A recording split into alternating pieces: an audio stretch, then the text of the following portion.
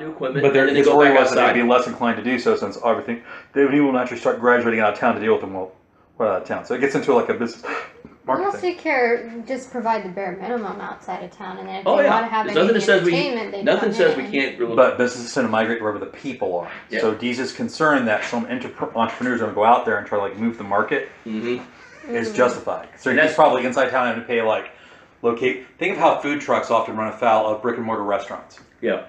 How you have all the how bickering between them, right? And it's a simple matter of making sure the mayor passes certain laws that restrict what can and cannot be done outside of the walls. Therefore, forcing the cowpokes to go into town to spend their money. All right. And them realizing it's being done.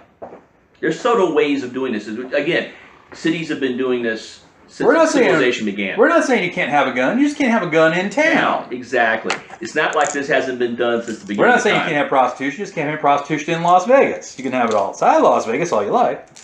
And people forget how small down actual municipal Las Vegas actually is. A lot of the casinos are outside Las Vegas. But it's still greatly adversely affected because no one wants to go out into the desert where the prostitute is. So yeah, you can see.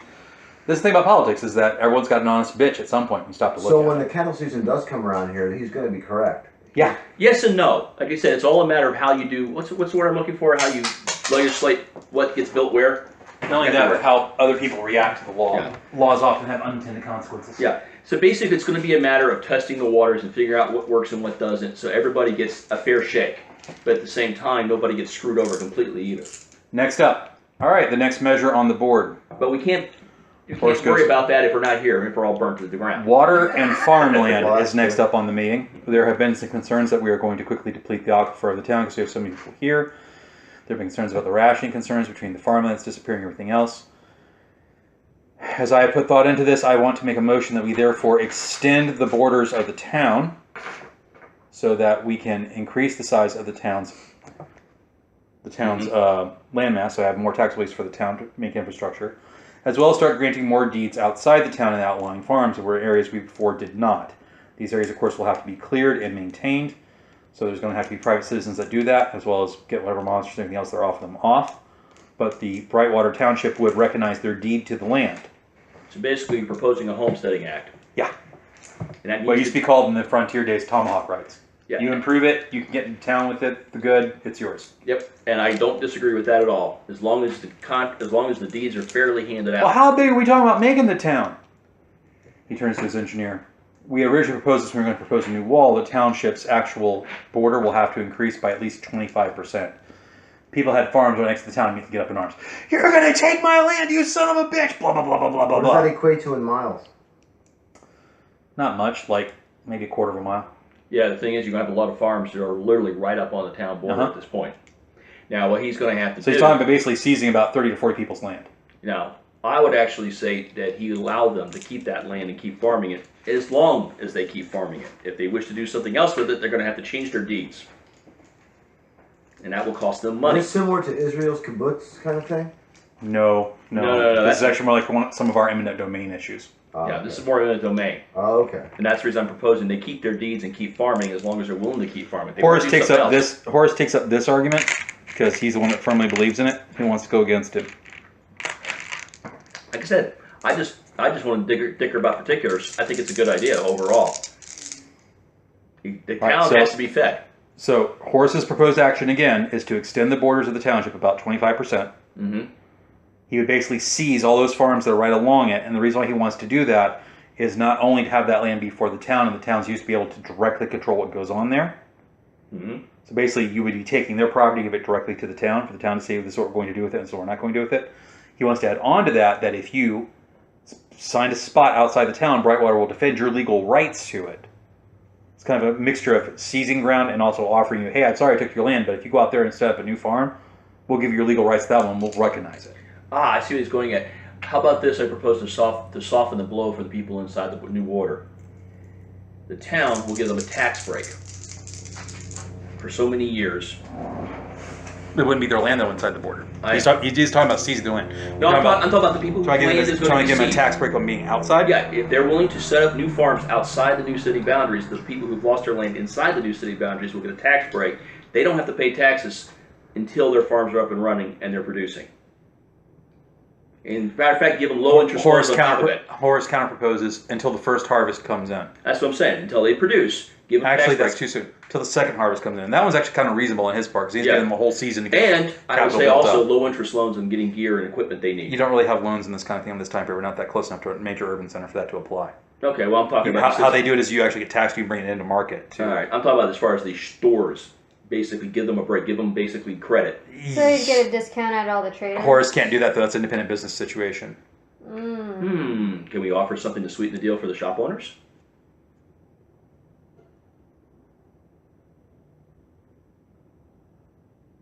I don't want to step on anybody's He can't do libertarian anything with toes here. taxes because he really needs all the revenue he can get right now. But I'm talking about as far as, let's say, offering some nice juicy contracts. Because we're going to need a lot of gear for building this shit and putting up infrastructure.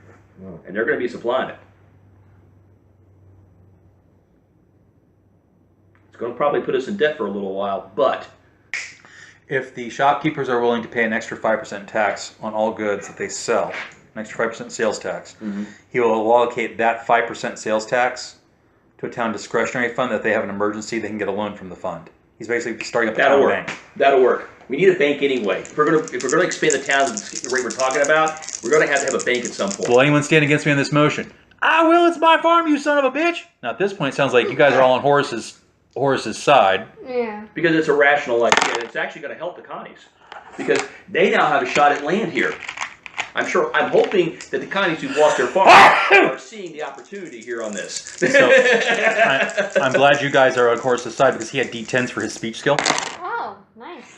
His opponent. It's a rational I think he thing. got the post! It's a rational. I can't even figure out how to oppose it. His opponent has logically. 2 successes, but Horace has 3. Horace just beats him. The measure passes. I mean, to be honest, the reason I'm backing Horace on this is because I can't come up with a logical reason to oppose it, except maybe I'm a dick. Last measure. Weaponry within town districts. There has been some unfortunate incidents with violence occurring, particularly around the bars. There has been a measure proposed by the concerned mothers of Brightwater to eliminate all firearms within town hell. limits. What? Normally, Well- I would be opposed to this. It's actually not actually, I was just thinking that. Normally, I would be opposed to this, folks. But the fact of the matter is, both sides have been getting a little out of hand on this. Maybe make it temporary? So let's put it this way. You can own a gun. You can carry the gun from one location to another, but you can't strap. Has to be bound up. Mm-hmm. Because let's face facts, it's common sense. You're going to have to sometimes carry a That gun. is not good enough, says the concerned mothers of Brightwater. The fact that the weapon is present is enough intimidation and is going to incite violence because it can be whipped out of its carry-all. And if we have a sudden raid- Even if you are to increase the punishment for so using the device, it's still going to end up with people dead. We must oppose it. It is the only humane and Christian thing to do. But what if you have a surprise attack from raiders that we didn't see coming? Well, that's or what the anything wall like and the that? military is here for. Now that the military is here, we can rely on them to protect us. They Not- will not be in the city. not to get into too much real world politics, but now that the military is here, we don't need the militia as much. Oh, bullshit. that just pissed off the militia. And I will respond to that. One, ladies, the military will not be mending the walls. We will. You ain't taking my gun, says the Connie. Or mine! And I will agree with that. No guns will be taken. Everybody gets to keep their guns. Everybody owns their guns.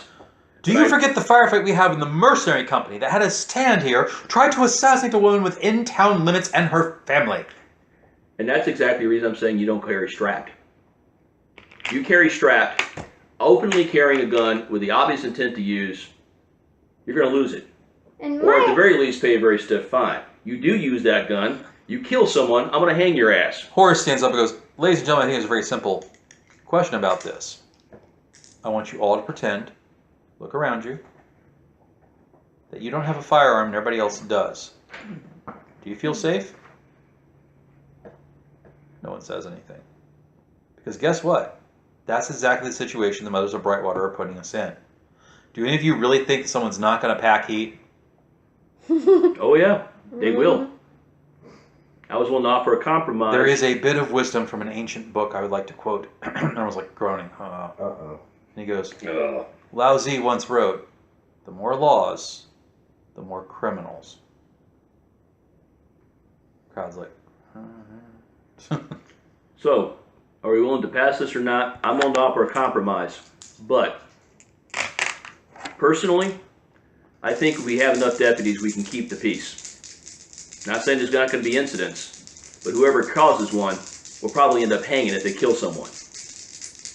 And I will hunt you as far as I have to make sure that happens. Oh, you guys might be in luck. All right, so who's going to take up the argument against it? She's got 3 successes. Like I said, I was willing to offer a compromise, but I'm not really against it. And they're pretty stalwart in their position. They want the bill passed as is. Ron, Okay. Will. Ronnie, Ronnie? they get more than 3. Ronnie. And Ronnie spends a chip. Yeah, I'm getting down to my original 3 now. So 3 D8 and then a D6, right? I'm down to my original 3. All read independently. I'm pretty sure there's at least one more time I'm going to need them. 2 7s, a 3, and then a 1. Well, the 2 7s count as successes. They're sadly not 8s. So you have 2, they have 3.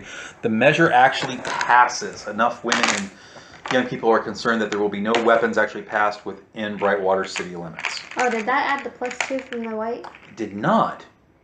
That would give you 8s. You actually would. You actually do have it. And the +2. You have 8s on your 7s. You're right. Yeah, So actually, you do pass it. Okay. You barely defeat the measure. You can tell it will come up again probably the next time a town hall is Like I called. said, I want to talk to Horace about this privately because I think I can offer a compromise that will keep. Horace hits the gavel. That's it, ladies and gentlemen. Business is conducted for the day. Laws will go into effect at the end of the week with sunrise on next Sunday's service, and I expect to see every single one of you unrepentant bastards in church. Damn. There goes my idea for Sunday. I wanted to talk to a certain Muslim merchant Everyone starts filing away. and his daughter afterwards. Horace comes over to you and goes, well, I can tell we're going to butt heads on some things, but it's nice to see you guys aren't entirely unreasonable. I never said I was, sir. Like I said, I do respect you. I can tell now that you actually have the best interests of everyone at heart. I'll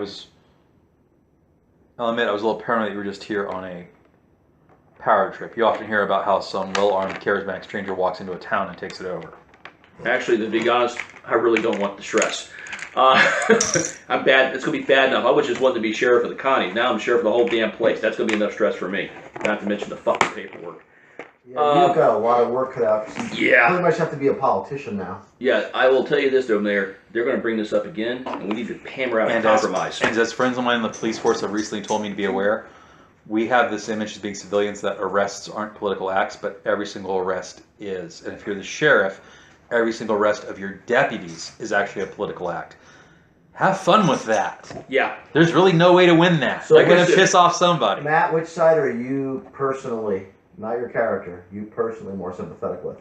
Right now, I'm more sympathetic with the Connies because they got a lot more shit they're dealing with. Okay? And keep in mind that also their population base is going to constantly And increase Bert? as more of them filter in. About the Exactly. same? Yeah, and that's the thing. Bert is the same. Is pretty much feeling the same way. The Connies right now have a lot more shit to deal with. However, the townies have a point, and that is resources are stretched thin. There are only There so are many resources. no good solutions here, just bad ones. And it's going to be a matter of him and Horace working out the least bad solution So, every time. off on tangent, the main goal of this episode was to impress upon the players that even in the post-apocalypse, Politics. not just politics, but problems often have multifaceted issues to them, and there really is no good answer. You're all just kind of doing the best you can. Like I said, I'm looking for the least bad Someone's answer. always going to get screwed. Someone's always going to have bad feelings about getting screwed, which means down the line, someone's always going to have an enemy. I'm pretty sure I'm going to get shot at pretty soon here. Or assassinate? Or somebody's going to try to assassinate One of the me feelings I pretty soon saw at the Fallout games is like, particularly like in New Vegas, is you do things in the world and everyone seems to be hunky-dory with the results. It doesn't happen like that. No. Think in our real world how many people are upset when a measure gets passed that adversely affects them. here. One of the Let's go back a few years to when that Confederate memorial got removed from Town Hall, yeah. which I actually agreed with. I just didn't agree with the way they went about it. Oh yeah. I'm Right? the same way. I have never Think understood of why how it many stood there that people long. showed up trying to defend the relic of a long-dead, seditious, traitorous government and took it personally. Right? Yeah. They should have been moved to the Gamma Plantation a long time ago. Oh, yeah.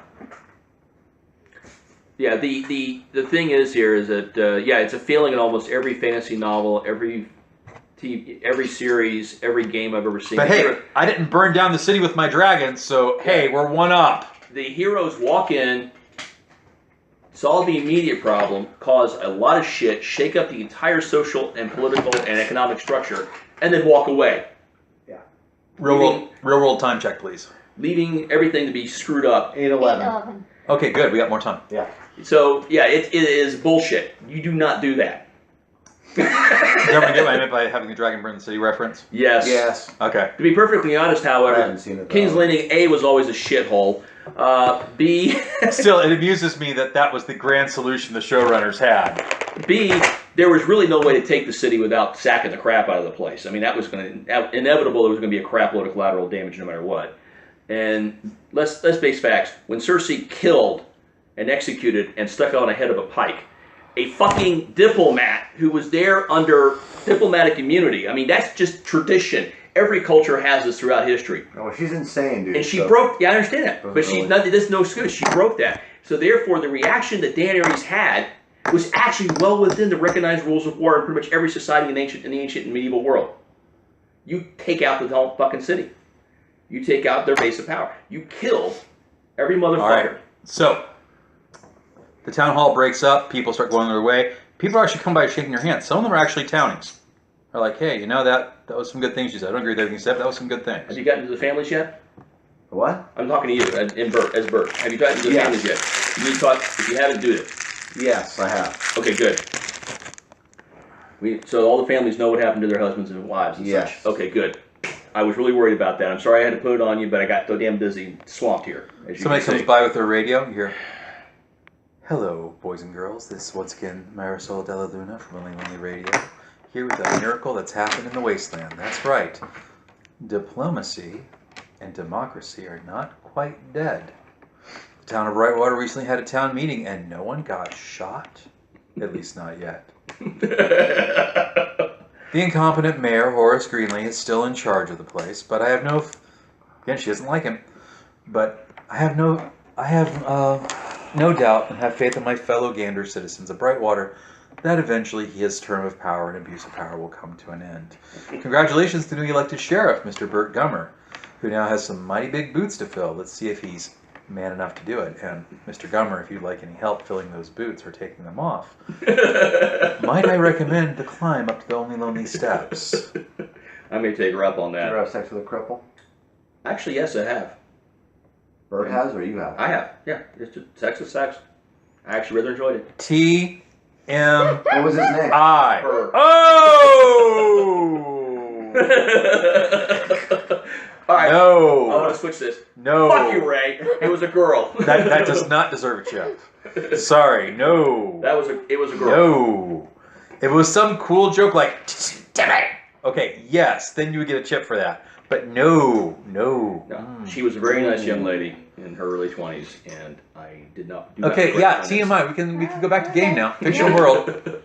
Fictional world. So I'm perfectly okay having sex with fictional characters. Yes. Yes, you are. Okay. What does everybody do for the evening? Because you got people breaking up into celebrations, some people going to the saloons. Well, actually, I'm Here gonna are have the people to. haggling. I'm gonna have to creep off with the mayor here because we're gonna have to deal with Marisol, and I don't want to fuck her or in the backstabbing sense, and he's gonna have to learn to live with her. So I want to discuss that with him. Why don't you find out what the issue is that started them off? Because you have realized you haven't really seen anything Horace has done to her directly. Yeah, but I just want to.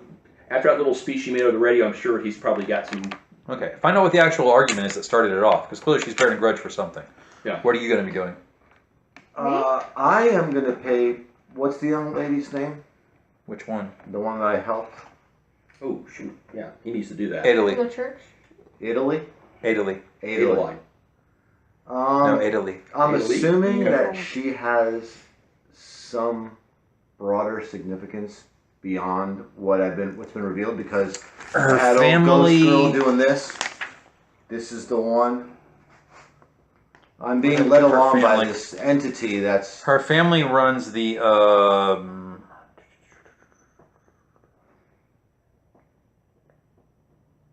Her family runs the soup kitchen. Well, what I'm driving at here is. You think she's more important to the plot because the Well, person I'm picked her asking out. as Ray Giuliano, not Okay. as the father. What I'm driving at is, am I supposed to be? it seems that Father Santiago is getting some faux divine insight and guidance from this entity that is ethereal or is in possession of some tech that allows it to both communicate with me and to become kind of this ethereal thing. Mm-hmm. And it seems that I'm being guided along toward a purpose, that there's some purposeful guidance going on that not only I'm receiving. So is my character supposed to take this? I don't know where you're getting the conclusion of being guided, but she hasn't told you to do anything. She's only brought things to your attention. Right. Specific things. Like she brought the girl to your attention. She brought the exit to your attention. Right. She hasn't really. She brought the guy with the gun and how evil he was. She didn't want that evil gun out in the world to you. Well, just the very fact that I'm being followed and being contacted by this thing raises some flags for me. Flags as far as concerns of. In a sense, if I was watching a movie, and this was a film, and a specific character in a group was constantly being, well, not constantly, but intermittently at very specific times being contacted. Intermittently is a good word, yes. I would think, okay, this is foreshadowing something for this character. No one else is getting contacted by this thing. What is it? Well, keep in mind, Ada's seen her. Yeah, but I'm the only of our group, and I'm just wondering. Oh, so Ada doesn't belong? Ada's not part of our group. If your concern is that you are trying to be given information by the GM through this character, yeah. The answer is no. The alien is interested in you because you're psychic. The father would interpret being psychic as just simply being a man of faith because he's not really familiar with the psychic phenomenon of the Fallout universe. Oh, so this is almost just a property of my character's attributes. Correct. Oh, then I completely understand. Correct. Okay, then I get it. But the father probably would interpret it as some kind of spiritual experience because that's what he's been coached to do. Okay. All right. Because that's how I'm interpreting. So to him, this is either some kind of visitation from some kind of spirit. That's what I was. He wouldn't go to the realm of an angel, but I don't think he'd go to the realm of a demon either, because there's this thing in Catholic lore called airy spirits. I don't know if you're familiar with it. No, I'm not. You hear Matt go, Airy spirits are believed to be spirits that were created by God to do certain things on the planet that aren't really angels or demons. They're just kind of there. It's where Celts get the belief of fairies from. You have these spirits that are like, for lack of a better word, janitors, mechanics. They make the world move. It's their job to make things function. Okay. So I think because of his Catholic upbringing, he would think that she's some kind of airy spirit. Okay. She's not really evil. She's not really good. She just kind of is. But she's, like, you've answered my question. She's part and parcel to my character's attributes. Yes. So in the same way a character had insight and they had to take insight shots. There is something with your character's faith advantage that makes him more sensitive to psychic phenomena. Okay, that's all I need. Because what I've written into the game rules is that faith and religion are actually all forms of psychic phenomenon. So the fact that you have the faith edge means that you're somewhat psychic. Okay. That's why you can see. I was taking it as. That's why when Eda hit that person, hit that spontaneous bioregeneration, you saw the astral energy get released. Okay. Yeah, I was taking it as, like Frodo getting those psychic messages from the Elf Queen going, Frodo, and he's the only one guiding him toward. No, there is no One Ring in Fallout. All right, good. There are nuclear reactors that need to be disarmed. Yeah, about the nuclear. But reactors. do you go try to check up on her? Is that what I'm hearing? Yeah, I'm checking up on everybody. Okay, but so she runs her because she had a special need. So she runs the soup kitchen. When you go to the soup kitchen, her family's part of the soup kitchen. When you go to the soup kitchen, she's not there. Mother doesn't know where she is, but then you see her out later in the street talking to some people and like asking about if they need help with their business or if they need help like going out and building stuff to the wall, that kind of thing. So yeah, she's taking your advice. Good. Go in the restroom and come right back. What does Veronica Rose do while all this is going on? Network, work on Percy, and maybe find a strapping young man to take a tumble with who would understand it's no strings attached type situation or as well as no favorites. So that's a lot of things all in one night. Yeah, she's networking. Let's do that first.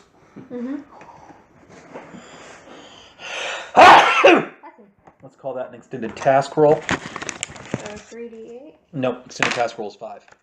5? I don't have 5. The first one you're going to roll your speech. You're rolling actually at a -2 on your speech. You need to get a 4 base, so you're going to be rolling at -2. Am I rolling my d8 and my roll die? Correct. I got a 6 plus, would I add my +2 bonus? Yes. So it would be an 8. That's success. The next one's a diamond, so straight roll. Give me another one. You have total. Yeah, you're doing total number of success altogether. So the first one you have 1 success. No, you had 2 successes altogether. Yeah. 2 successes. Okay. Second one, straight roll. one exploded. 9, 14, 15. That's 3. So that brings us total 5. Next one's a straight roll. It's a heart. They both exploded.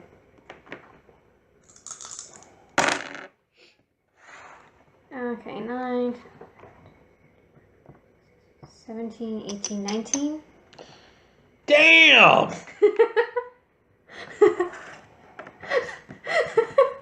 Brings us to 9. Next one's an ace. You add 2. So I add a +2 on top of my +2?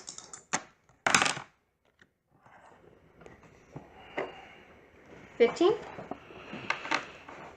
Another 3. And then the last one, -2 for being a club. What was the exact nomenclature for those things? Airy Spirit? Airy Spirit. AIRY Spirit. 9? Okay. So that brings us to a total then of 11 by my count. You're keeping count. I don't remember what all Yes. I rolled. Okay. You will make the following 4 contacts. Write them down on a card. Johnson meets, parentheses, Connie Brown and Trader. Right behind that, +1. You did well enough that in all interactions with them further, you have an extra +1. Cool. Sam Scrapes. Sam what? Sam Scrapes. Scrapes? Sam, first name. Yeah. Scrapes, second name. Prospector. Never sees a scabbard just like you. Also +1.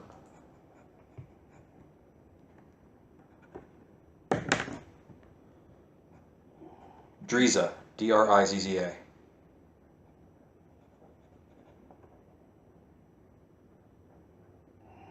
Wasteland Tracker, +1.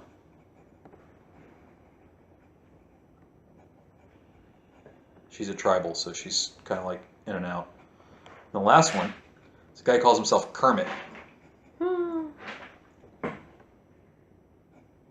Kermit is a strapping young man, but behind it, love interest. Uh-oh. Give me a vigor roll. You can add your wild die to see if you survive the evening.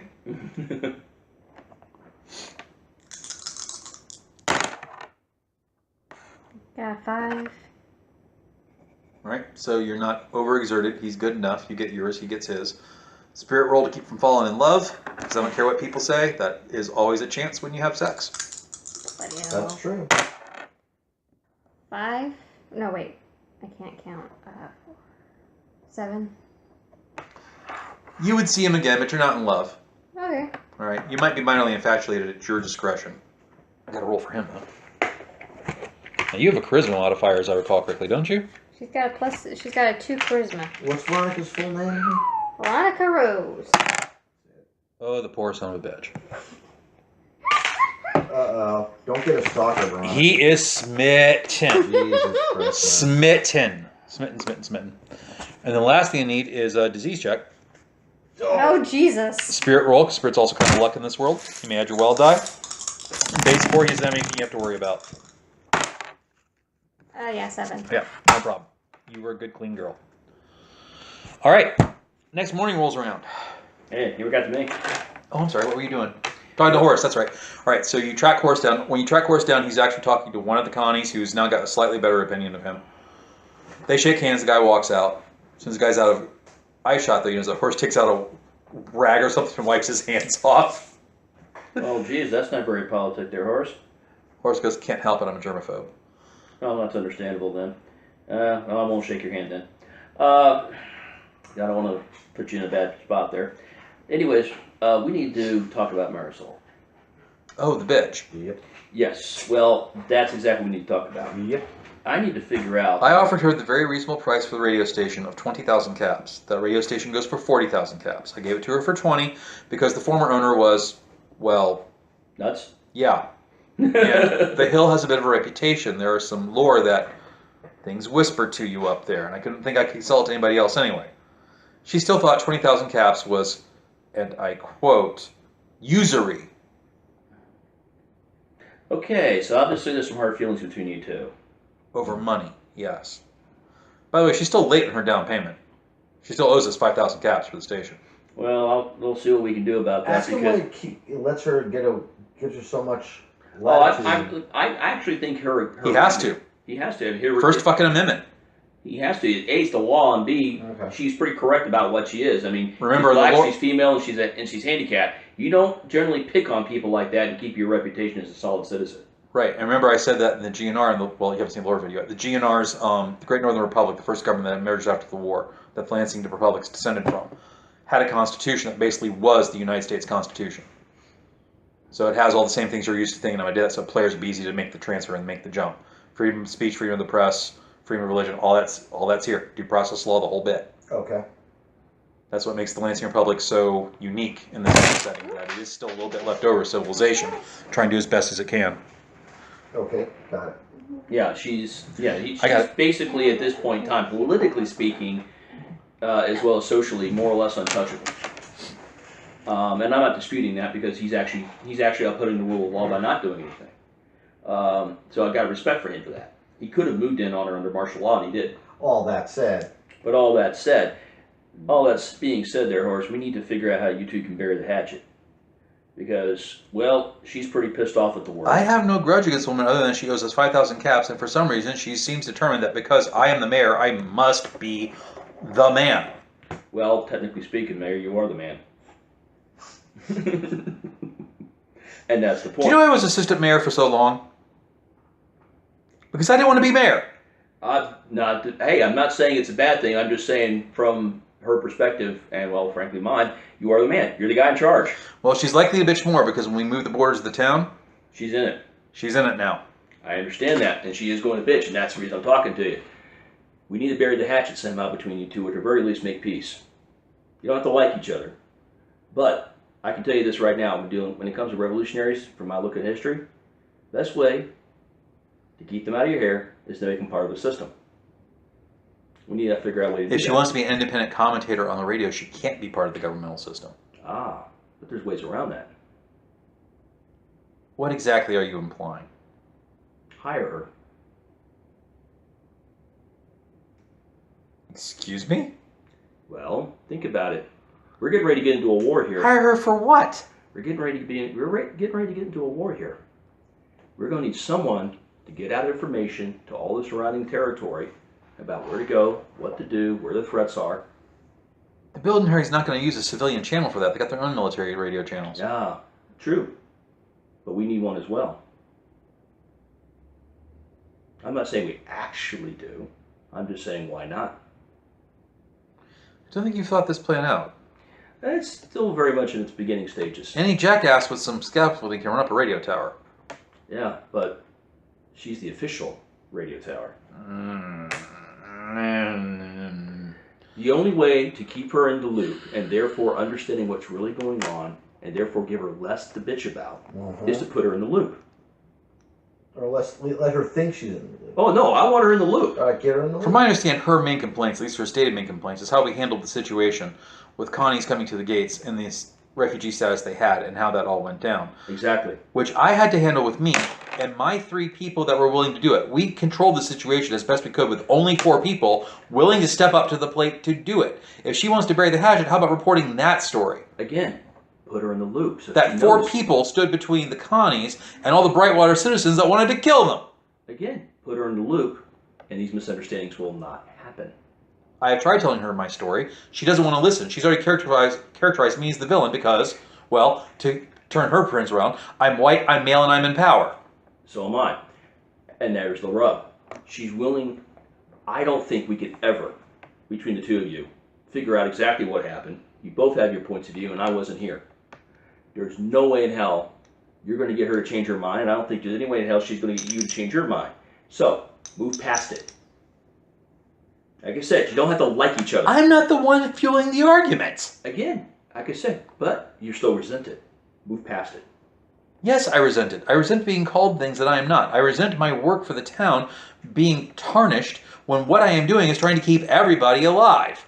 And again, I agree. Look, you gotta move past it. Keep her in the loop from now on. Keep further in future. I am not putting instances someone who has an adversarial position in the loop next to me, following me around. Do you want to keep If her she at- wants press access, she can get it just like everybody else. Do you want She her? could- Do you want her to be a constant thorn in your ass? She's always going to be. I don't see that your plan's going to change that. She'll be less of a thorn in your ass. How is best way- having the thorn closer to me going to produce less conflict? Well, you love the old ancient quotes. Keep your enemies closer. That's the issue, though. She's not an enemy. She's just a malcontent. Yeah, but she could easily become an enemy. You don't want that to happen. And you don't need that. Neither one of us needs that. I don't need you two constantly going at each other and me caught in the middle. Because the Connies listen to her. I will consider it, but don't hold your breath, because the GM needs us to be part of plots for several adventures down the road. You also need to have to think about it this way, Mayor. The best way to co-op a revolution is to make it part of the establishment. Because then all of a sudden they have to worry about the same shit you do. Sooner, no matter how you look at it, the Connies are going to listen to her. And I can't stop that. I will consider it, he says again. That's all I'm asking. All right. Good Now, night. I'm going to go to the sheriff's station and figure out how in the hell I'm going to make some deputies. I already figured out the 10 deputies I'm going to get from Brightwater. 10 from Brightwater, 10 from the Connies. That's a good plan. Yeah, but I already know the 10 Brightwaters I'm going to get. Now, do we have any interest? The guys that marched with us. any- I know they're not going to try to shoot me in the back. Do we have any interest at all in the short term of trying to figure out, through perhaps a spy network, what is forcing this migration? Oh, I'm pretty sure we got a pretty good idea what's forcing migration. Unfortunately, it's more or less out of our hands. It's too far west. Okay. I mean, unless you want to go all the way to the Rockies and somehow survive the trip. No. No, I didn't think so either. What do we know? What do we know it is? We don't know what it is, and that's the problem. But the thing is, there's no way to find out either. And that's the problem. And until we can No way get for all us. these- But, all no way. these- No way for us. But now you have a military fort here, and the Mhm. military has an intelligence service. If you just remain friendly with the military personnel, they could probably tell you.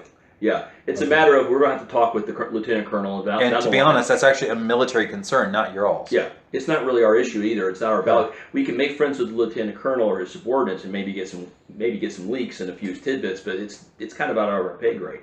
So that first night, the military parks the warbots around Brightwater in a circle.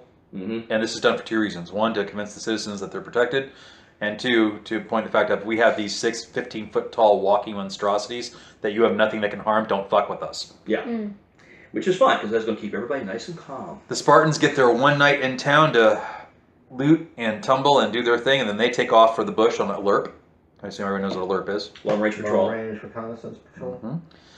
And the military boys do their thing. You notice the military boys actually spend most of the time with the Connies because they feel more akin to them. Since the Connies are out in the wilderness and these guys are humping from point A to point B, they have a lot more to talk about. Yeah, and I was kind of hoping for that, and it worked out. Now, I'm going to talk to Shiro because I need a backup. I need a backup. I need basically what amounts to an assistant sheriff, and I'm going to use her. When you find Shiro, she's in her house. She's cleaning up some vandalism. Well, Shiro, or Captain, if you still are. Please. No, I didn't do so well. Actually, you did just fine. I got half our people killed. Actually, to be perfectly honest, I'm the one that got the majority of them killed in those damn tunnels. And my decision to send you there. Yeah, well, it was also my decision to stay there and fight it out, too.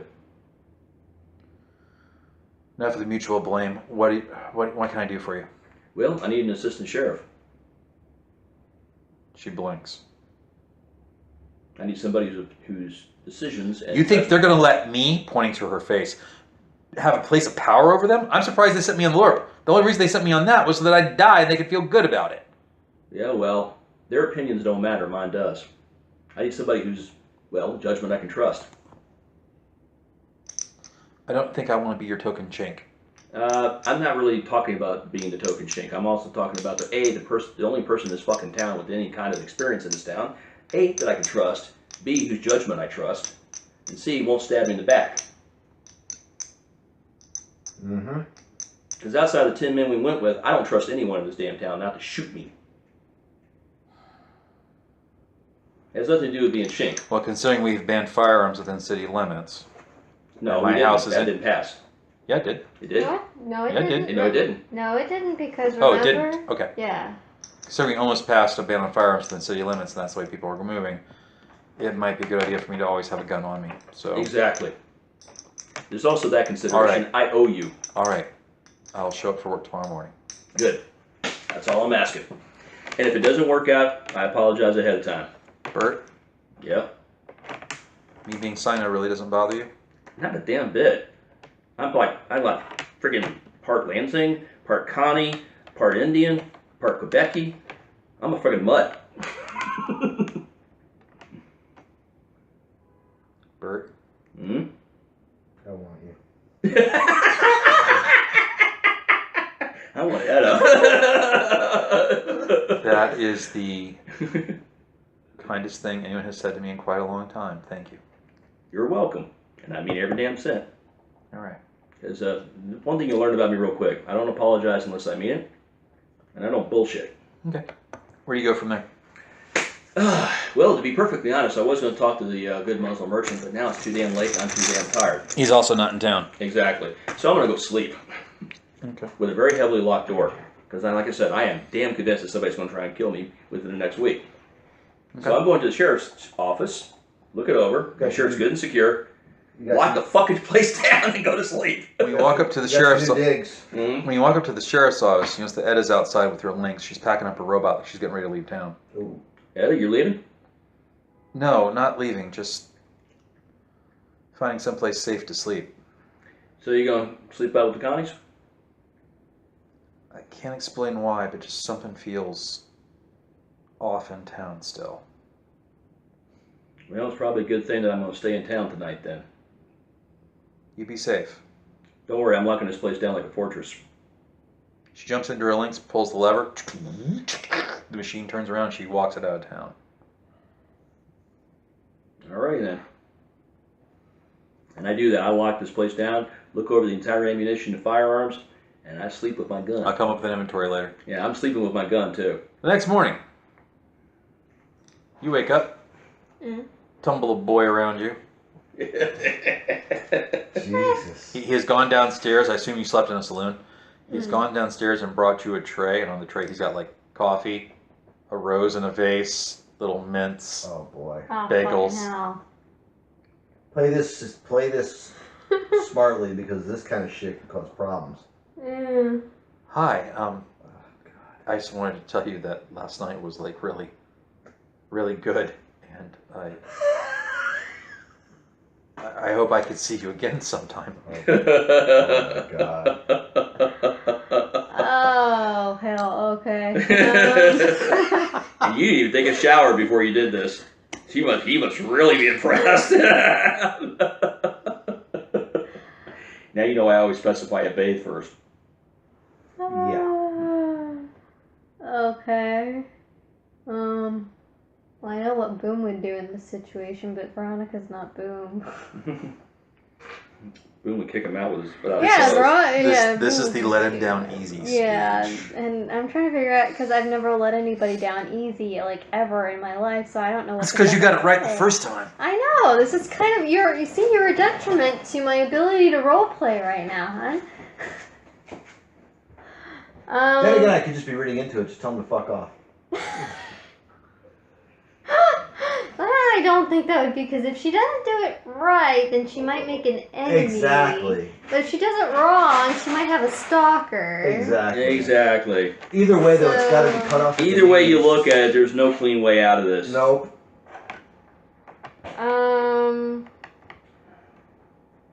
You're kind of stuck with this. It sucks, but there it is. Can I roll speech?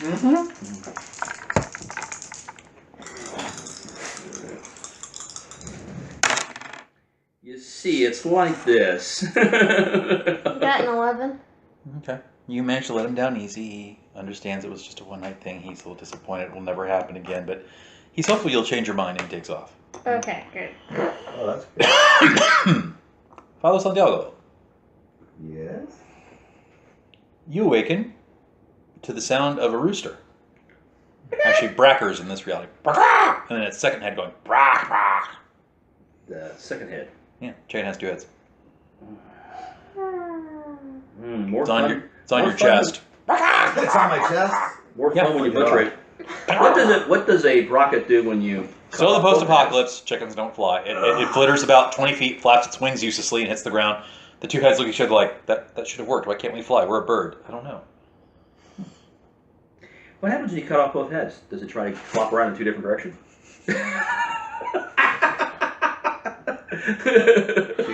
Oh my goodness. So Sorry, I'm I up. had to, man. I finished my list, Mm-hmm. my schedule for the confessions, etc., etc. Who is it? Lansing regulars, open the door, please. Open the door. There's a pair of privates there. They salute you. We're terribly sorry, sir. We need you to come with us. What's going on? Colonel wishes to see you, sir. All Sorry, right. General wishes to see you, sir. Give me a few minutes. I'll get dressed though. Certainly, Padre. And they take up an armed position outside your door. Uh-oh. Armed escort. Mm-hmm. That's You're You're never coming down the good. stairs. 2 privates walk in. Veronica Rose, Yeah? they salute. General requests your presence, ma'am. Can I get dressed first? Please, ma'am. Don't be in a hurry. Shut up. Please, ma'am. Though you are very lovely, ma'am. You just got rid of one stalker. I know. I'm not gonna encourage Don't worry. it. No, Encourage you it that don't way. understand. Soldier. He's been on base a long time. Any excuse to flirt, you take it. Yeah, this is true. Even if it's a mixed sex unit, they're still gonna flirt. Because you don't have sex within the unit. Yep. Yep. Ever. All right, gentlemen, take me to your leader. You've always wanted to say that, haven't you? Sheriff Gummer, Up to the door. What? First Lansing regulars. Slip an ID under the door. He opens the window and throws his black hat in. Works for me. Though the window's actually open from the inside, otherwise there's no point in having defenses. Then he breaks it and throws his black hat in. He's not in the mood. Alright, good enough for me. Keep the hat as a souvenir. Puts his hat back on. I'm not giving it back to him yet. General needs to see you, sir. Immediately, sir. Alrighty then. Keep me there alive. You see a Sparrow. That's one of the little small helicopters now loitering around the area. They march you up to the bear. They've decided to make their camp. You walk into a command tent. The 2 senior officers and the Spartan colonel are there. When you walk in, the general goes, "Ladies and gentlemen, I'm sorry to delay you, but your presence has been requested in Lansing proper. Someone wants to meet you. I got a job to do. We'll get you back within 3 days. 3 days. 3 days. We're going to fly you there." 3 days? Yeah. That's a long time for a newly elected sheriff to be gone from a town that's about to explode at any moment. We will hold the fort until you get back, and it was made quite clear to me that your presence is a necessity for the security of the Republic. Okay. Well, just want to let you know that the former Captain Shiro is now my assistant deputy. She's now in charge of my place. Back her up the best you can. He kind of looks at the other one. The 2 senior officers look at each other, and then the Spartan says, "That be Shiro Shinakaze." Yep. Why? Is that going to be an issue for you gentlemen? No. They all say it once, in unison, eerily. Oh. Do I need Okay. to notice? Your Sparrow's waiting for you, and you see a red helicopter Yeah, come let's in. see. I want to do a notice. The on pilot this one. pulls in for a quick dust off. Edda's already on it, looking pissed like this, holding on to the chopper for dear life because she doesn't like to fly. Well, after being shot down, how many times now? Twice. I'm not thrilled either. Hmm. I actually did pretty good on that one. Alright, I got an 11 on my notice. They know her. Ah, is it good or bad reaction? Surprised. But not good or bad necessarily. Can't tell. They're pretty stone-faced. They are senior military officers. Alrighty, yeah, well, they would be good at that, yeah. I have to roll hard to get over that. I was just hoping it wasn't purely negative. Jump on the Sparrow, please. It'll take you to your next point. Good, don't crash. You've already gone through that. Twice? Twice. So you walk out on this Sparrow. They've printed shark's teeth on the front of the chopper. The guy turns to you. He's wearing a wide brim hat, big sunglasses. He's got like a goatee and curled things. And on his call sign, you see Wild Bill. Oh, God, we're so fucking doomed. No. If you don't remember, This is like a mirror image of the first Sparrow you were Yeah. on. I know. Like I said, we are so doomed. Howdy. How many pieces are going to come off this Sparrow before? I heard you guys flew with my twin. Oh, hell. Really? He had a brother? Yeah, he died gloriously in Apollo brooches. Chop on the Sparrow, let's go. He takes the chopper off, and sure enough, you're rocking out about 350 miles an hour, flying as fast as you can. You do realize if this thing crashes, I will shoot you. He climbs to about 8,000 feet. You all are cruising along, and he says over the headphones, "Get ready for mid-air transfer." Say what? You'll see. And before you see an elephant, one of those 4 engine airships. It starts to take position. He flies the chopper above the elephant and gets close to it, and you see a hatch open up on the elephant. The hatch opens up before the chopper, so it acts as a windshield. A ladder comes up, and you are expected to climb down said ladder and get into the elephant. You do realize if I die, if I fall, I will shoot you on the way down. So the guide ropes before you won't cut it loose till you're on board. Yes, they do have a strap from each seat to the chopper.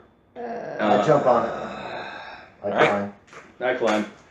You climb down into the elephant, cut your guide ropes, the hatch closes, he takes off. The elephant's cruising along at a very fast clip. These airships aren't supposed to go that fast. I mean, a fast airship is like 100 miles an hour. This thing's clipping off at least 200 miles an hour. You can't quite hear turbines. You think you actually hear jets. Like maybe there's jets that make this thing move through the air. Or maybe some refined propulsion system, you're not sure. The inside, I want you to picture in your mind's eye a very fancy 4-star hotel cut in like a Venetian French motif. So it doesn't have a stripper pole? No stripper poles, no Robert Downey Jr. and Iron Man. But it's got a burlesque stage. But like along the hallways, you have like period paintings of like the world before it went nuclear. You've got sculptures of like women in artistic poses. You're passing by suits of armor. They're actually real goddamn suits of armor, not like some tin knockup from a convenience store. You do pass one small section that has like Nuka-Cola art, but it's all from France, so it's all in French. No boy. Yeah, whoever owns this, Les Nuka-Cola, you know. whoever owns this thing's a pretentious The bastard. carpet is actually like red all the way through the hallways. Ooh. I think we're in Air And a Force glowing One. light goes, ding, ding, ding, ding, ding. This way, please. Ding, ding, ding. This way, please. Ding, ding, ding, says a pleasant voice. I get the sneaking suspicion we're in Air Force One. Get off my plane. If Harrison Ford's waiting at the end of the hall, I'm going to be very upset. You follow the lights. Follow the lights. You follow the lights to a chamber in Morgan which there are Freeman, for that 2 matter. footmen dressed in like 19th century livery with white gloves and powdered wigs before a heavily oaked door. You do realize you're mixing eras. Yes, I know, but it's No, Fallout. I'm talking to the guys. It's Fallout. That's what happens. That's what's happening. I'm talking to the guys. You do realize you're mixing eras. Le General will see you now. And they open the door. And inside you see a room that looks like a meeting room, like for a boardroom. There are women catering people inside the room with drinks and candies and treats. You see a couple of Lansing military officers there in uniform. You also see a couple of Quebecois military officers there in uniform. No, that's not good. All right. And in the middle, you see a bunch of people in 3-piece business suits. And one of them, sitting behind a placard, says, Le Général Le Compagnie. Looks up and sees you and goes, Ah, bonjour, mes amis, the heroes of the hour.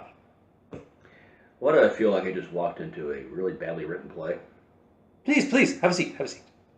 We are your ride to the Lansing. Welcome upon the Grand Imperial. Uh-oh. Guys in suits, military people. I was thinking a more Tony version of Apocalypse Now in the beginning. Ladies and gentlemen, you stand before the only neutral space in the entire Lansing Republic and the monarchy that is recognized, the floating conference room known as Le Grand Imperial Legal, the Grand Eagle, the Grand Imperial Eagle. Mm-hmm. Since neither side could agree on any actual landmass that could serve as neutral territory, they decided to make a floating one, which I am the caretaker of. I and my company, Post-War Robotics, keep this wonderful contraption afloat, as well as maintain everyone's neutrality in places of trust and discussion. And we have one that you are now embroiled in, I'm sad to say. The recent events with the, let us call it, the Supercanon, yeah? Oui? The Supergun has brought concern to everyone that it shall be used as a weapon of war. We have brought you here to assure both General Staff's representatives that the weapon is destroyed, no? Yeah, it's a big smoking, burning crater. It is so destroyed, it's not even funny. And I've been told that you have Pip-Boy evidence that it's been destroyed. Is that not true? Oh, not to mention the fact that our ears are still ringing. Roll your smarts real quick. She ain't letting him look at her Pip-Boy. That's her Pip-Boy. That's got information on it that she doesn't necessarily want everybody to look at. 7. Got a 6. Yes, the information that shows the gun being destroyed is on your Pip-Boy. So are the technical specs for said gun. Mm-hmm. Oh yeah, I already figured that out. They're not getting that information. No, she's not getting that. Well, if you want to go ahead and send some scouts over there to take a look, but yeah, I mean, think the crate. It's like I think that big massive. The Quebec crate Quadrant was they have. like we could trust scouts from the Republic. no, actually, Like you would believe us even if we showed you proof God was... Gentlemen, kids. Seriously, just fly the plane over it. You'll see the crater. Fly this The thing over. Republic generals look a little put off by that. They don't have an air force. Like this plane, fly it over. It's not a plane; it's an airship. It's a blend. Airship, whatever. As you can see, says your host. Oh, I'm sorry, my manners. I forgot. My name is Robert. Oh, good God! Crap, I forgot. Forgot the rest of his French name. Can we say H.G. Wells here? I think Oh, I no, said it's Jules Verne. I think I said it was Robert Dulassay. No, Jules Verne, Jesus. No, Robert Lenoir. That's right, Robert Lenoir. Master of the Air. My name is Robert Lenoir, and I will be your host. I also, as you can tell, am the chief executive of Post-War Robotics. Please have a seat. As you can see, the situation is quite tense. Both general staffs are concerned that one might have an unfair edge in the arms race. It would be in everyone's best interest if La Mademoiselle could show us the proof that the weapon has been destroyed. Yeah, well, see, there's a problem with that. The weapon has not been destroyed? Oh no, the weapon's been destroyed. We just want to make damn sure that nobody can build another one. Well, if the weapon's been destroyed, then surely that's not a problem, Robert hints. Hoping you're not too thin to get it. He's trying to help you out here. I know. Thing is I don't know how we're going to be able to show them that the evidence without, unfortunately, tripping. Just show them part of the file. Do a quick computer roll and show them part of the file. No, I that's have on her. computer. Roll your smarts and hope. Monsieur Louva. And I don't have any more chips to Lenoir. spend either. Lenoir. Unless somebody wants to throw a Photos chip for to me. No. Your French is abysmal. Lenoir. Right. That's all I got. Lenoire. Lenoir. Lenoir. Got He's it. throwing a white chip for me. Yeah. My apologies. Which I'm pretty sure my French is so bad that I've got that wrong, but... Better than mine. I have like none. You say you're the CEO of what? Post-War Robotics Okay. is a company that specializes in making robots for medical and utility purposes. We make no weapons of war. 17. How's that working out for you? Obviously You notice when he says we make no weapons of war, both the general staffs look at each other like, bullshit. 17 total. You realize there's a pretty easy way to make it look like the file wasn't redacted that these guys who aren't tech geeks would believe. Okay. You quickly program them into your Pip-Boy. Yep. If you would, please plug into the main conference table. You plug in. The computer comes up. It shows a holographic display of what's on your Pip-Boy. Both general staffs kind of nod to one another. Okay, we're satisfied. And you see a lot of tension just left the room. Good. Thank you very much. Generals, if you would, I would like to have a private moment to talk to the civilians. There's been so much military and high state, I would like to take a moment to relax. Certainly, they both say. You can tell that basically while they're on board this ship, what he says goes. It's part of the treaty. They take off. As soon as he closes the doors, he hits a button. He turns to you. Thank God. I hate maintaining that character for the Quebec. So, just got to say, it's a pleasure to meet you all. And that's realized he is a really right. He's not from Quebec or from Gander. He's from somewhere else. Has anyone actually, the characters, traveled to the Commonwealth? He's from Boston. No, I haven't gone that far east. Yeah, I don't think Like Veronica. I said, I don't go that far east very often. So, my name is actually Robert. It's a fragmentation my family gave me. I can't do the Boston accent. I have a picture of Boston accent. Bit of British history about me, accent. so you know, is I'm a bit of a technical genius. My family remembers this thing called the Institute, CIT, back in the Commonwealth before, well, someone blew it up with a nuclear weapon. And, you know, I'm not saying it wasn't uncommon. They were making fake people, and that just never goes down well. But some of those fake people were my friends, and they weren't bad fake people. Since? He's from the Commonwealth. He's from CIT. So I grabbed whatever tech I could. I came out here and offered my services as a diplomat, and it's been going on ever since. It's been going on pretty good. Just don't let them know I don't actually speak French. The Quebeckies might take it the wrong way. They don't tend to trust people that don't talk like them. Oh boy. Can you actually understand French? Maybe. Oh, he says it with a Boston accent. What can we do for you, Mr. Lenoir? Ah, ça va. All right. I actually had a request from a friend of mine to take you to see him because he feels it's important. Despite what the Lansingers might tell you, the only reason they are alive, post-war, the reason they have not fucked up their economy or their science is because of this gentleman's guidance. He's very interested to meet you all. We can be there in a couple of days. You're all welcome to take the time to relax. Actually, I'm sorry. We can be there at the end of tomorrow. But take the time to relax. He wants to meet you for a couple hours and we'll bring you back. Round trip, 3 days total. No big whoop. All right, good. I want this over quick. But I would give you some advice. You've come to this attention of some very powerful people. Oh dear. That's never good. Now, I'm comfortable walking around the powerful people because I'm useful. I encourage you to remain useful. Because the second you're not, post-war world, it's been my experience that powerful people like being powerful and don't like people elbowing their way in. Yeah, I don't want any power. Frankly, I'm stressed out enough as it is. With all due respect, how powerful could a humble priest be? It's called Pope. Dude. You know, I seem to recall an itinerant desert carpenter 2,000 some years ago walking around a little province that ended up changing the world. And they thought they'd killed him off first. It's a far cry between He makes the sign of the cross. a priest Not to mention, Pope. and Jesus, but Not to mention Pope. Ideas are powerful. You represent an idea. You do realize that Pope Gregory I, the Pope that basically established the modern the papacy as we know it today, back in the Dark Ages, started out as a peasant monk. is this Bert talking? Bert, I didn't know you were so well read. Bert is actually very well Or I read. thought you were, is this Matt or Bert? It's actually kind of both. Bert is actually very well read. He got the Verne reference right off the bat. So, let's talk about some other business things. My understanding is that you have a busted robot. Yeah, Yes, Bert's literate. I do. He reads quite extensively. What kind of robot I is was he? role playing.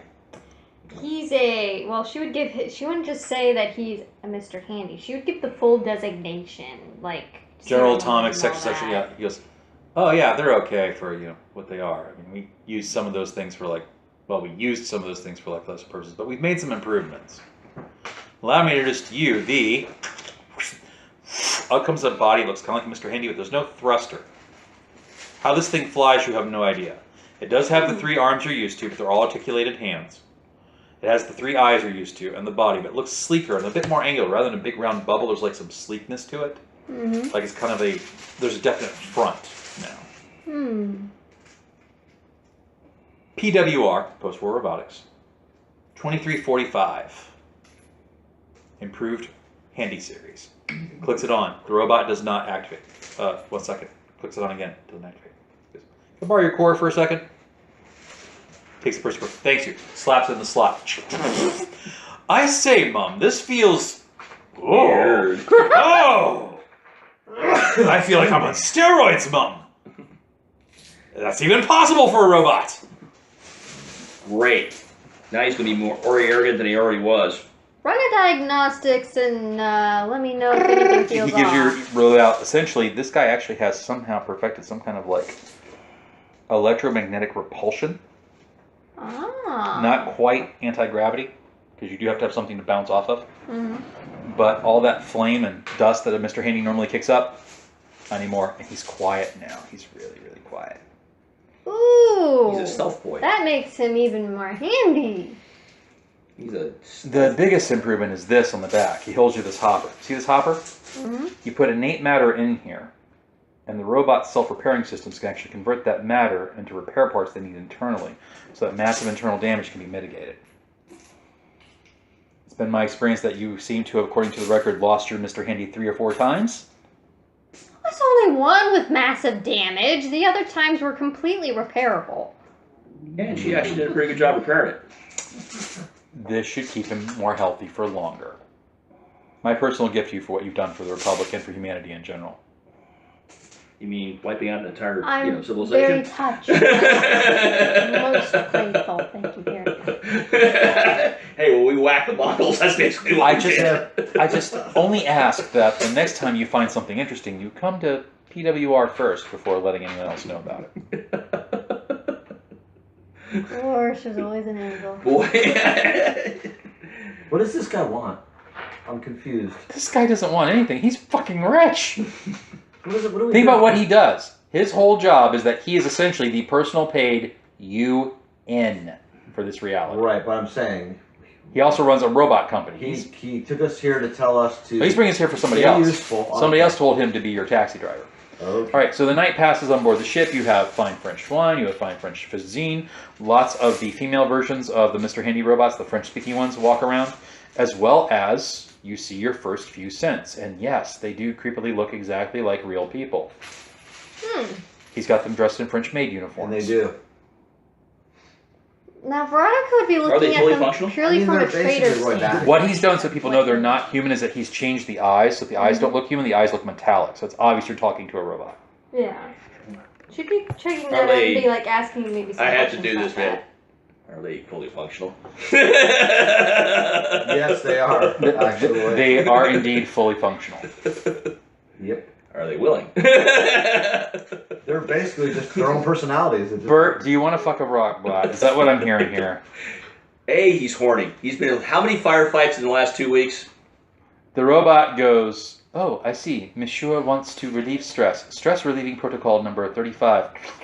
Big boy. that. A little much, but I'm not going to complain. Oh my goodness.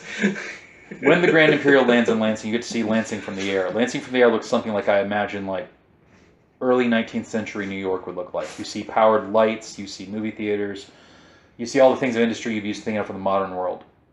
And they land you in front of what looks like the remains of a college. Out front, there's a statue of a Spartan warrior. Mm. You're landed, a couple of actual military Spartans show up, as well as a bunch of guys in lab coats who you recognize as being part of the MMRD, the Michigan Research and Recovery Department, which is actually a subgroup of their Navy. It's their scientists. And they also go, right this way, he wants to talk to you. Wait.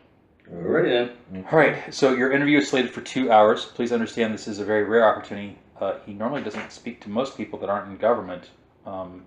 He hasn't spoken to anyone who's a reporter or anyone else, and one of the MRDIs looks at each other. Since the Brotherhood of Steel tried to whack him. Yeah, since the Brotherhood of Steel tried to whack him almost 60 years ago.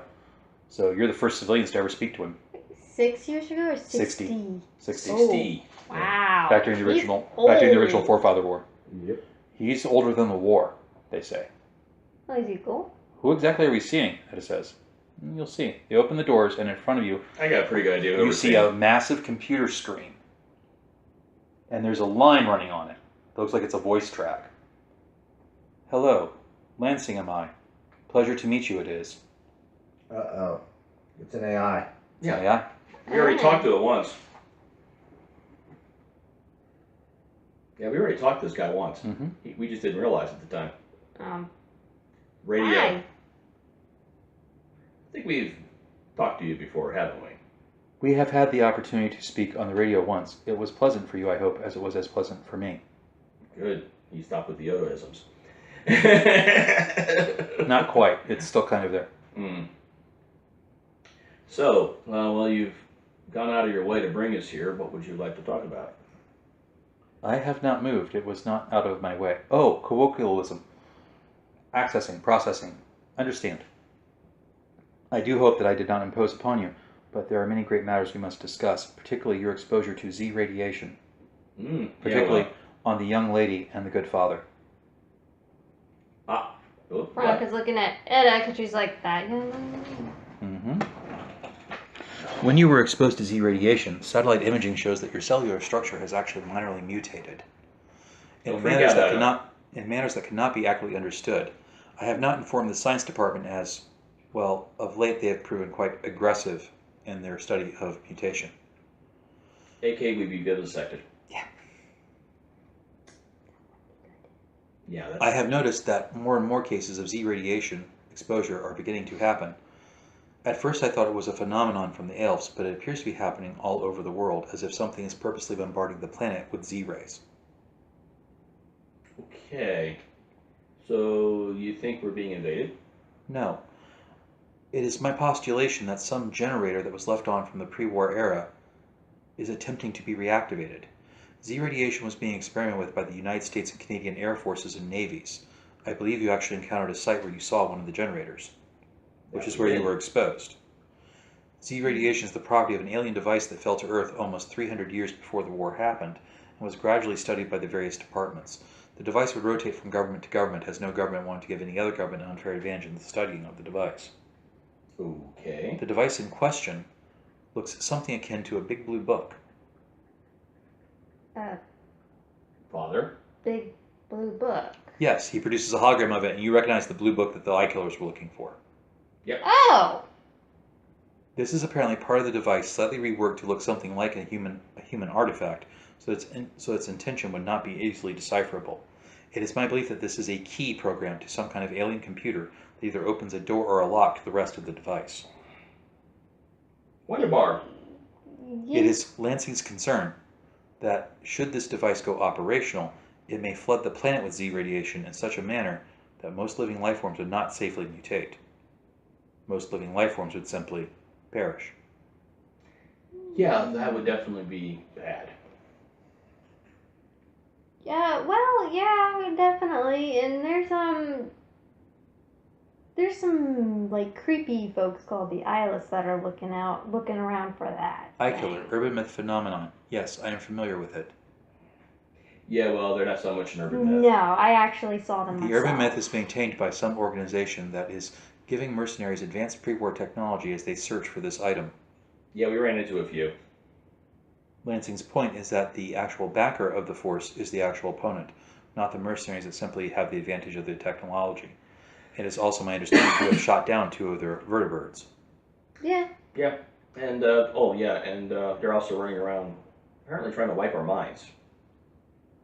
Yes, I noticed there was very erratic behavior in some instances in which you have been cataloged as being present, though I cannot explain it. I have found no pre-war record that would explain it other than a momentary mention in a U.S. military file of a device that was designed to help pacify crowds, but this hardly seems the kind of thing that would pacify a crowd.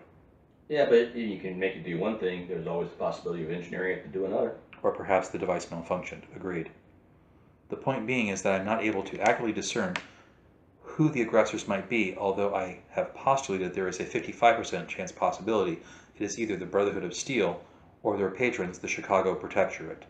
The Protectorate is most secretive and possesses highly advanced technology that is even more advanced than the pre-war era.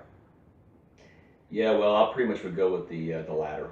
I don't think the Brotherhood of Steel would have the kind of, reach anymore. The Brotherhood is indeed having logistical problems as well as command structure issues, and the Chicago chapter seems to be trying to make some kind of compromise between the West Coast liberalism and the East Coast fanaticism that possess the order. However, Lansing believes that the Brotherhood's main example of controlling technology is a flawed concept. Technology, like knowledge, cannot be controlled. The best that can be hoped is that it can be directed.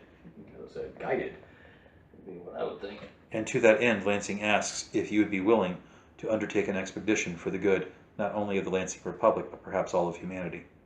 Yeah, well, I'm What good could possibly come out of for the Chicago Protectorate of flooding the entire I have planet? intercepted Brotherhood of Steel reports that reveal the Brotherhood of Steel believes that their patrons, the Chicago Protectorate, are involved in human cloning. The Protectorate seems to have planned a perfect utopia by their definition of human society in which human clones of various abilities would be regulated to various structures and strata of their society. Their intention seems to be to dominate all human life into this strata and put, quote, everything in its productive place, end quote. The analogy of an ant hive is often used, with the course of the Chicago Protectorate being the queen, and the rest of us, Lansing and other lower artificial life forms included, being regulated to the scrap heap of history, if not allowed to be workers. So the clones would be genetically altered not to be affected? No, they basically would make the clones after the fact. Mm-hmm. Creating a caste society of workers. Right. Mm-hmm. Just total obedience. Total obedience and total satisfaction with their role and lot. Yeah, basically. Oh, man. basically, yeah, ants. It would be easier to maintain than a technologically vital source. Lansing has tried to convince Aegis that this is a threat, but Aegis is still too suspicious of Lansing's pre-war involvement with the United States government. Okay, this just turned our entire little venture back at the homestead into romper room. Actually, Lansing believes that your venture, Brightwater, sits close to the area where the device must be hidden. Yeah, well, right now we're just trying to keep Brightwater from Really? exploding. Yes, I have noticed reports on your radios that you have, particularly Miss Etta Mae Browning, killed the same man 3 times. That is like, yeah. Yeah. It is Lansing's belief that the Protectorate is releasing clones of raiders into the wilderness, which is why the raider problem has never been curtailed. That would be why they picked him up. It is logically consistent to assume that all the raider gangs, despite the fact that they are constantly being suppressed by armed forces, yet never seem to end in quantity or numbers, are clones, purposely dropped there and given false memories by the Protectorate. Well, crap. Letting Boom go was probably a mistake then. Remember, she knows everything that we encountered and everything we know. Yeah. Could always maybe track her down. I mean, The expedition hell, that Lansing would like for you to entertain is as follows, and he gives you a couple of coordinates to take you up to like a little bit further of where you are from Brightwater along the shores. Lansing believes that there was a small naval base here shared by the United States and Canadian government for research. It may be that in this naval base there are some clues to the actual location of the device. Lansing has noticed various spikes of Z radiation in the area. Although he cannot locate a source, it is possible it may be elves or some tribe of wandering alien that Lansing is not familiar with. 3 months ago, there were objects that entered low Earth orbit and landed somewhere in the Canadian wilderness. Is there any evidence that the Z radiation is affecting synths? Synths, like most artificial life forms, are completely immune to Z radiation. Only bioorganic constructs or cyborgs are affected. Are the synths aware of this? Yes. No, aware of what you're telling us? I assume that Robert Lenoir hasn't briefed his synths on all the materials, as he feels that synths are actually people. Yeah, well, I don't disagree. His only differentiation is that they have to be people made of metal and plastic parts. Do you know who kind of is the top echelon leadership of the Chicago Protectorate, if they're human or not? Unknown. And, well, frankly, it's not something we're going to have to worry about anytime soon. Unless we, do something supremely stupid like just going straight to Chicago and killing them. Agreed. The priority here is to find the device, and all attempts by the Brotherhood of Steel to infiltrate agents have failed. Not to mention the fact that if they're cloning, we kill one, they just make another. Agreed, and they probably have clone backups or hardware backups of their program all over the world. They have gone. And this device is doing what? The exact effects are unknown, other than the effects of Z radiation, which causes microorganisms to appear in the bloodstream and cellular structure of human beings, as well as other living entities, although human beings the most. Jesus. That's dastardly. Yeah, not to mention the fact that it's likely, just because it's an alien artifact, an extremely fucked up side effect for us. Yep. It doesn't do a thing for them. Kind of like, CO2 for plants. Dangerous to us. It's what they need. So there's no actually, there will be no ill intent. And the Protectorate just simply wants to use that nasty side effect for their own ends. So, if the aliens want this thing back, we'll just tell them, go ahead, take it and get the fuck off our planet. Bert, Veronica, we just don't catch a break, do we?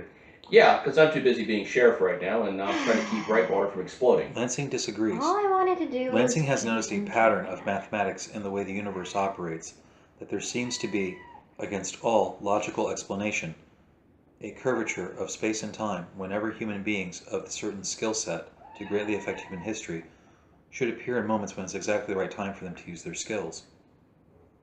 Primitive human beings call this fate, or God, or the hand of providence. Lansing cannot fully explain the phenomenon, though Lansing will admit it comforts him greatly to think that such a thing is possible. Aw, we matter. No, I'm not going to say that out loud, but he's thinking it real loud. Okay, so basically, letting the possibility of Brightwater explode is less important right now than finding this Z radiation blue book.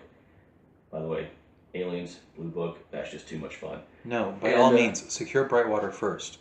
Probability curves and structures of concurrent events and geographical forces sorry, I meant to say geopolitical forces, show that Brightwater will be at the center of perhaps a new political movement or a new cultural movement that will revitalize the wasteland. Okay, good, because if we can stop these Brightwater clones, is important. good. So, in other words, if we can stop the clones and therefore curtail the raider population, yeah, this is going to be the epicenter for resettling the entire region. Correct? Perhaps. Unknown if that will be the future it will shape, but all predictive models from PAM scripts that were acquired before the war, remember PAM? Yeah, it's 916 by the way.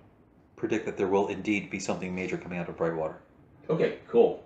Anyways, so my little Connie ass is going to go, yeah, we're going to be big. So, we need to get you to work, dude. Lansing feels very proud to have met all of you. Okay, alrighty then. It was Let's go make some history. Honor to meet you too, sir. Any chance by taking samples from us that you might be able to find some kind of an antidote or manufacture a cure?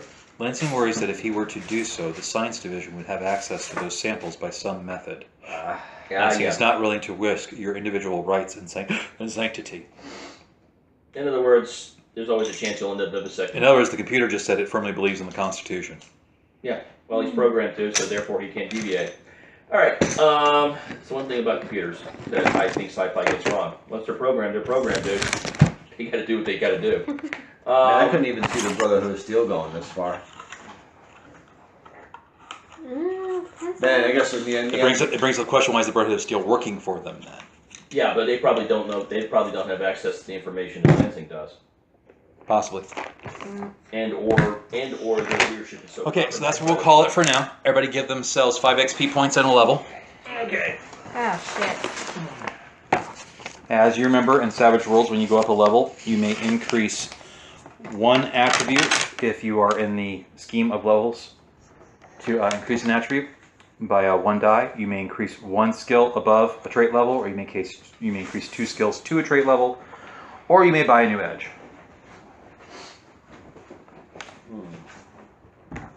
So we're no longer novices, huh?